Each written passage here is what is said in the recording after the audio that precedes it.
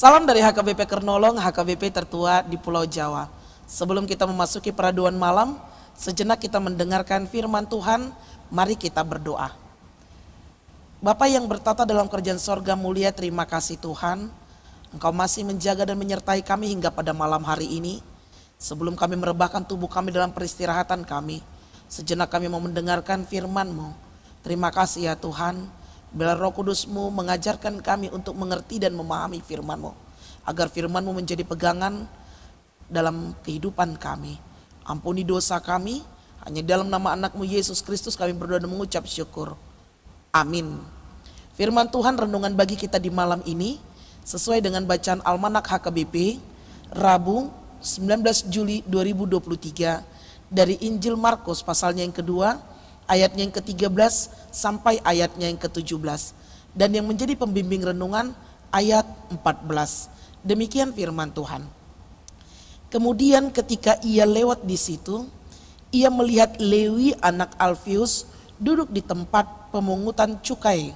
Lalu ia berkata kepadanya, "Ikutlah aku." Lewi pun bangkit lalu mengikut dia. Diampuni dan mengikut Yesus. Saat berkunjung di satu tempat, Yesus selalu menyempatkan diri untuk mengajar. Ia tidak membeda-bedakan seorang dengan yang lain berdasarkan asal usul atau latar belakang kehidupannya. Siapapun dia boleh menjadi murid Yesus. Namun berbanding terbalik, berbeda dengan para ahli Taurat dan Farisi yang suka mengucilkan orang berdosa. Dan mereka menganggap bahwa orang berdosa tidak layak beribadah kepada Allah dan tidak pantas dijadikan teman. Saat melintas daerah itu, Yesus melihat seorang yang bernama Lewi. Siapakah Lewi? Ia adalah seorang pemungut cukai, dan pada masa itu pemungut cukai dianggap setara dengan orang-orang yang kotor, berdosa oleh masyarakat Yahudi.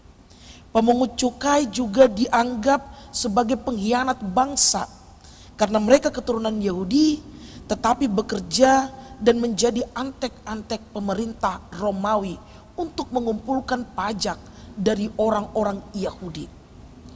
Oleh karena itu tidak heran jika pemungut cukai sangat dibenci dan dikucilkan oleh masyarakat Yahudi.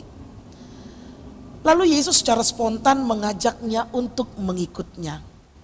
Sikap Yesus ini ingin menunjukkan bertujuan untuk menghapus penilaian buruk dari masyarakat umum terhadap mereka yang bekerja sebagai penagih pajak. Ia tidak menghakiminya sebagai orang berdosa, melainkan menerimanya sebagai orang berdosa. Dia menerima orang berdosa tersebut. Allah disebut Maha Kasih karena ia mengasihi dan menerima orang yang berdosa apa adanya. Allah tidak membeda-bedakan orang. Sahabat Shalom yang dikasihi Tuhan Yesus Kristus, ingat, kita semua sama di hadapan Tuhan. Tuhan mau memilih dan memulihkan kehidupan Lewi. Memang sebelumnya ia adalah pemungut cukai yang dipandang hina dan dijauhi oleh orang sebangsanya. Setelah percaya Yesus, satu keajaiban, ia dipakai Tuhan luar biasa dan menjadi penulis Injil Matius. Kita mungkin pernah memiliki masa lalu yang buruk, yang membuat kita merasa tidak layak untuk mengikut Tuhan. Tetapi firman Tuhan hari ini mengingatkan kita, seburuk apapun masa lalu kita, sehina apapun orang memandang kita, ketika Tuhan memanggil kita menjadi pengikutnya, percayalah bahwa ia menerima dan memulihkan kita.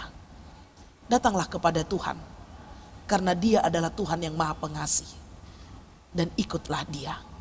Amin. Terima kasih Bapa atas firman yang telah kami dengar di malam hari yang berbahagia ini. Engkau mengangkat kami dari gelimangan dosa kami. Dan Engkau juga menyelamatkan kami. Engkau memakai kami untuk menjadi pewarta firman-Mu. Ajari kami Tuhan untuk selalu mengucap syukur dan mengerti akan panggilan-Mu. Sehingga kehidupan kami selayaknya untuk menyukakan hati Tuhan. Ampuni dosa kami. Hanya di dalam nama anak-Mu Yesus Kristus kami berdoa dan mengucap syukur. Anugerah dari Tuhan kita Yesus Kristus, kasih setia Allah Bapa dan persekutuan Roh Kudus menyertai engkau. Amin.